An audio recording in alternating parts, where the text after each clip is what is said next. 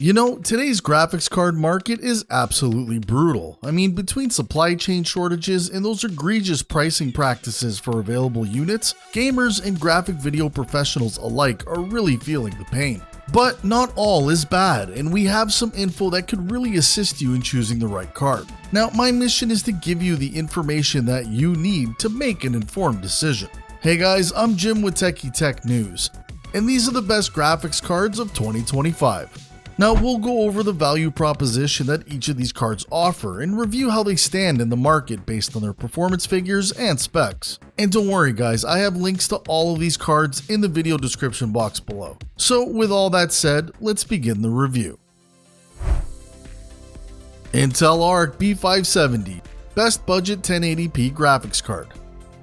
You know, on paper, the Intel Arc B570 looks like a bigger step down than we'd like. I mean, it takes the same GPU as the B580 and cuts the memory bandwidth and capacity by 17% and also disables 10% of the GPU's processing units and drops the GPU clocks by an additional 3.5%. Now all that with a nominal 12% decrease in price? Well, it's not really that great. But in practice, things do favor the B570 more than the paper specs might suggest, and that really does come down to pricing. The B570 officially has a $219 MSRP, and that's set by Intel. Since its launch back in January of 2025, the B570 has been mostly available at prices reasonably close to its MSRP, so somewhere in the $220 to $250 range. So what's that performance look like in practice? Well, the B570 ends up being around 15% slower than the B580, and that's more or less to be expected.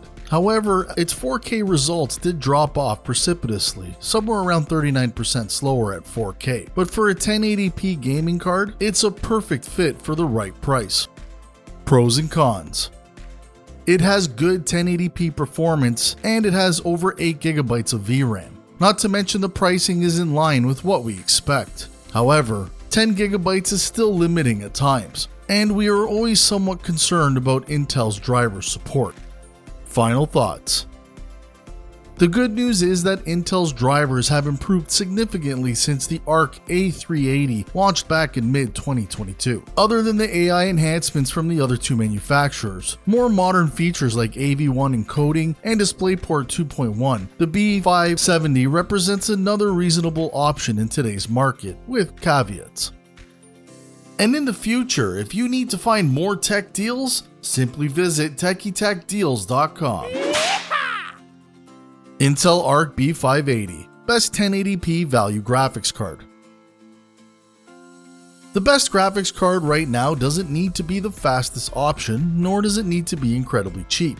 I mean, all we really want is a great balance of price, performance, and features. The Intel Arc B580 has 2 out of the 3, with price still being somewhat of a wild card. Now, it's normally priced at $249 MSRP, which we generally haven't seen often at the retail level, since the card has been launched back in December. Now that tempered our enthusiasm a bit, until we saw the unveiling of AMD and Nvidia cards, and when they sold out, it pushed a $100 markup on these cards, which actually seems less terrible. Now we're not saying that you could always find these cards at $350. However, there are a few online that you can find, one that we have linked in the description below. Now the B580 trades blows with Nvidia's RTX 4060, and that's at 1080p, but once you go to 1440 or 4K, the Intel actually pulls ahead. And let's be honest, neither of these cards will work well at 1440 or 4K natively. Now we should point out that it's twice as fast as AMD's RX 6600 and 76% faster than the AMD's RX 7600.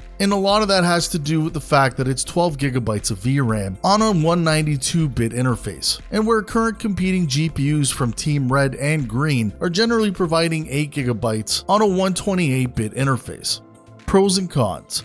It has great 1080p performance, allowing you to play on really high refresh rate monitors. It also comes with 12GB of VRAM, and it has very efficient operation. And most of all, we do appreciate that the price point is under control. However, current pricing trends have raised this price over what we expected, and the driver development on this card line is still in its infancy, but we do have hopes for the future.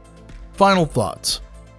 At this time, the drivers will remain a bit of a concern, but Intel's driver team has been cracking out updates on a regular cadence, and most of the issues that we encountered were addressed already. If Intel can increase its output of the Arc B580 silicon and keep their pricing below Nvidia and AMD pricing for the future, this battle mage architecture warrants consideration. Nvidia RTX 5070 Ti, best Nvidia value 2K to 4K graphics card. This, ladies and gentlemen, is our first choice card on the list for its performance per dollar value. Unfortunately, it hasn't really seen sub 1000 pricing in the days following its release. Now, performance isn't too surprising. In our review, the RTX 5070 Ti offers about 90% of the performance of the 5080 for about 75% of the price. However, it is also only about 12% faster than its prior generation RTX 4070 Ti Super, and for $50 less. That might seem like a small generational upgrade, but keep in mind that the Blackwell RTX 50 series GPUs are using the same TSMC 4nm process nodes as the RTX 40 series. So even a modest improvement at least gives you a step in the right direction. Nvidia points to multi-frame generation as their way forward, and the pre-launch claims that the RTX 5070 could beat the RTX 4090 well over about as well as you would expect. Multiplying frame rates by AI-based frame interpolation and smoothing can help, but it's not nearly as much as those numbers imply. The real issue is the visual distortions caused by AI at the moment, reducing the fidelity of the image. And in the end, the frames are not accurate, something Nvidia needs to address in the future. Pros and cons. We believe that pricing will eventually come under control, and then at that point, this card will be an excellent price point to performance. And it also comes with 16GB of VRAM, along with a 256-bit interface. But we absolutely hate the price gouging that's going on right now in the market, and we're not fans of the low rasterization improvements over the 4070 Ti, along with all the multi-frame generation BS. And final thoughts. Now, where does that leave the RTX 5070 Ti? I mean, it has enough VRAM to be able to handle most games at maxed out settings. Now, it's also about 4% faster than the AMD 9070 XT, with support from Nvidia's various DLSS technologies and AI practices, and not to mention that it has very good and strong ray tracing ability. Now, in short, we do feel that it's worth more than the AMD 9070 XT, and if we had to put a percentage, we'd put it somewhere at the 10% mark. AMD RX 970 XT, best AMD value 2K to 4K graphics card.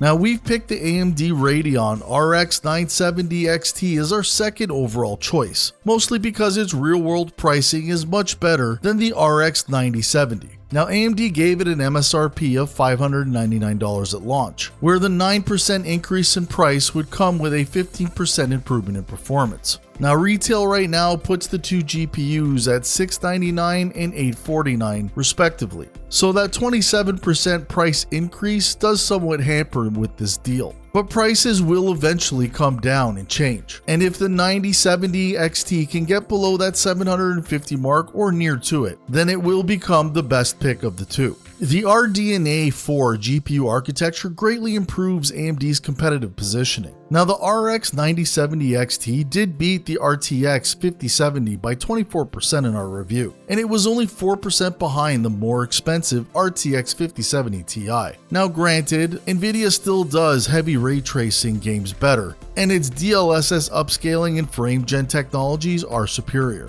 Now, are they worth the additional $100 or more? Well, that's a more difficult call, and that depends on the particular individual and how they feel about upscaling, frame gen, and overall proprietary software solutions. However, we would actually agree that it does. Pros and cons. AMD does strike back with a rather strong RDNA 4 architecture with its own new AI-based FRS4 support. However, its AI support suites are behind Nvidia's, and ray tracing performance is starting to fall behind. Final thoughts. There's currently an $859 listing on Amazon from PowerColor that a few folks have been purchasing from, and we've provided a link below so you can see it. But if you can wait, see if the prices come down from there. However, we feel compelled to say that with the impending tariffs coming in, including the supply shortages that are still occurring, we are not entirely clear if retail prices will ever settle, at least not in the short term. It may be something you want to consider. Nvidia RTX 5080, best 4K performance graphics card. Now, the Nvidia GeForce RTX 5080 is the third best high-end graphics card that you can currently buy, sitting behind the 5090 and now the 4090. But you will pay dearly for the privilege. Now, this card usually comes in at an MSRP of $999, but boy has this card been selling out well above that price, and far beyond what we would call reasonable. Now, what we've been witnessing is anything going below $1,400-ish in price doesn't stay in stock long. And any aftermarket or third-party vendors to this card start at around $1,250. Now, gen-on-gen performance without factoring in AI tasks that leverage the new FP4 support or Nvidia's DLSS 4 multi-frame generation are incredibly mild, with our review showing a slim 7 to 9% increase compared to the RTX 4080 Super. So that would make the 5080 about 9 to 12% faster than the original 4080, if you were wondering. And it's also up to 18% faster than AMD's prior generation RX 79 XTX, which still continues to be AMD's fastest solution. Now, the biggest complaint that we have, besides the retail prices, is that the 5080 takes a rather large step down from the haloed 5090 card. It's 34% slower overall, where the 4080 was only 24% slower than the 4090. Incidentally, the 5080 is also 18% slower than the 4090. But then all you need to do is look up RTX 5090's pricing and suddenly the performance gap doesn't look that bad. But the average price right now for this card is around $2,000. It's just not worth it at that price. Pros and cons. We like that it came up with a new generation of AI features, and that it runs very quiet and cool. But we're not a fan of the minor performance gains at rasterization. Also, the limiting 16GB of VRAM is telling, and we don't really appreciate the multi-gen marketing BS that Nvidia was trying to ram down everyone's throat. But ultimately, we are not fans of all of this price gouging at customer level. Final thoughts. Now, supply will eventually catch up with demand. Well, we hope so, which means prices will start to come down and cards will start staying in stock. Now, in the coming months and weeks, we might actually start seeing 5080 cards selling for under $1,200, which frankly is where they need to be based on their incremental generational performance gains. So again, if you can hold on to your money, we recommend that you do so. Nvidia RTX 5090. The best top 4K performance graphics card. And here we are, the Nvidia GeForce RTX 5090, the big chief, king of the hill, best in the world consumer graphics card ever to release to date. If you want the no-holds-bars fastest graphics card for gaming, well, this is it. Now, this is normally priced at an MSRP of $1,999. It is about 25% faster than the prior gen RTX 4090. And also has a 25% higher base MSRP. And that is in line with sticking with the same 4nm process node and the lack of Moore's Law's advances. But the retail pricing from around the globe has been a joke, and it is not clear how many 5090 GPUs were even shipped. Now, some folks have put together some details from Micro Center suggesting all 28 stores combined had a total inventory of just 233 RTX 5090 cards on January 30, 2025. But regardless, value and budget should not be in your head if this is the card that you're looking for.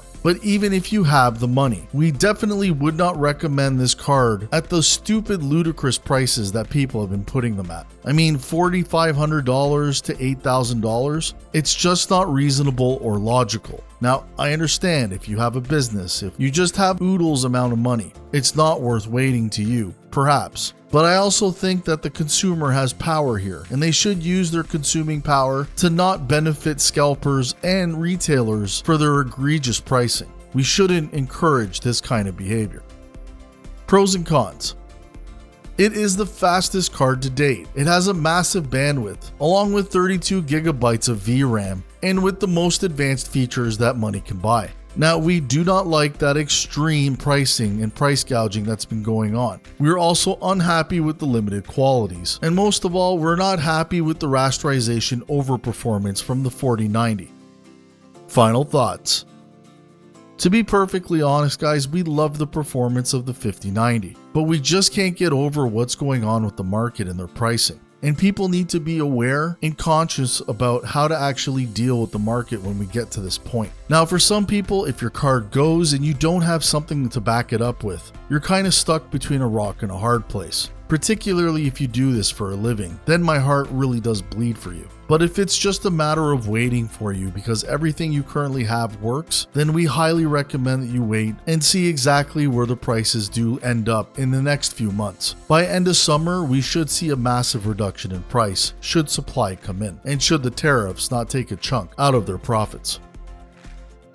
Hey folks, thanks for watching, and please let us know what you would change with our videos. At Techie Tech News, it is our mission to help you with your buying decision process by giving you quality information and making the most of your time. If you have any questions at all, please post in the comment section below and I will personally assist you. And also remember that Amazon has an excellent return policy to help minimize the risk. And please let us know which graphics card you would choose.